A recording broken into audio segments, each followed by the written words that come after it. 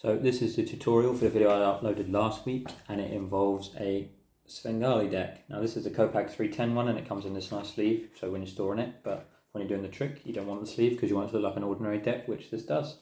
Now, for those who don't know what a Svengali deck is, I imagine most of you do, but it's a basic principle of a short and long card. So you have a force card, which in this deck is the 7 of hearts, and then an indifferent card, and then a force card, and then an indifferent card, and you can see where this is going. So every other card is your force card. Now, when you dribble the deck, no matter where you stop, it won't be this card here, it won't be the card on the top, it'll be the card on the bottom, it will always be your force card. The same when you cut the deck. You can cut the deck wherever you want, not this one, but this one here will always be your force card. Now, the way I did it was I shuffled the deck, because you can shuffle a Svengali, it's not a problem, because the short and the long cards stayed in their pairs, because they're in twos. Now, when you show a Svengali, you want to show it like this, with the faces facing them. I like to grip it like this, get my index finger on the top and riffle through them like that, because it shows all the indifferent cards. If you did it backwards this way, I'll try and get this on camera, but as you dribble through, you can see that all the cards are the force cards. I want the best explanation or the best showing of it. It's quite hard to get it on camera at that angle, but you can see that if you dribble it the opposite way, you will get all the same cards. Maybe that's a better way to do it. I dribbled it backwards like this. And if you dribble it, obviously if you dribble it this way, all the cards, you won't be able to see it very well. But all the cards are different, basically. So there's two ways of dribbling it. One to show the force card, and one to show all the indifferent cards. You can't spread it through, because obviously they'll see what's going on with the deck and know something's up. But anyway, I shuffled the deck in the performance. I had a card stopped at and picked. Put the deck back together, and then when you cut it again, you're putting your force card back next to an indifferent card and back next to another indifferent card, so it puts the deck back in order.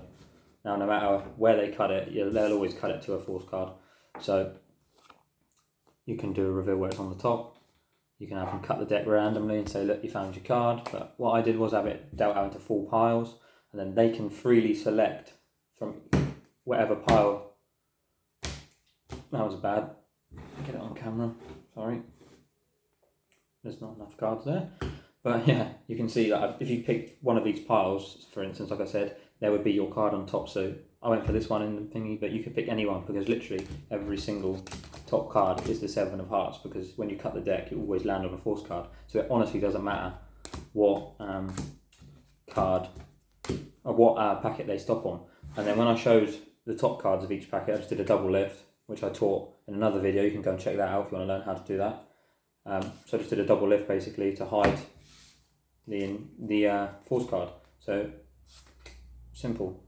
Show the double, put it back down. Pick up the last packet and show the double, like so. And obviously every other card on top is actually their 7. So honestly, it doesn't matter what packet they pick. And then when you pick up their final packet, you can put it on top, or you can have them they could have the 4 packets in front of them, however you add it. So they pick this packet, you could go through, show them all the top cards on these, show them that it's not the right ones, and then have them turn over this top card, and they'll see that it's the 7 of hearts. And obviously you don't want them to pick up the whole packet and look through it, so you just instruct them to just turn over the top card, make sure you're clear and it's just the top card, and then it will hit every time. Now, there's millions of tricks you can do with a Svengali deck. Just go and research them on YouTube. You can find many tutorials. This is just for the trick I done. Maybe now you've seen this, you can get some inspiration, get a Svengali deck, and if you haven't, I'll leave the link down below. If you've got one, this might give you inspiration to go out and do tricks with a Svengali deck, because it's a very powerful tool to have, very good deck to have.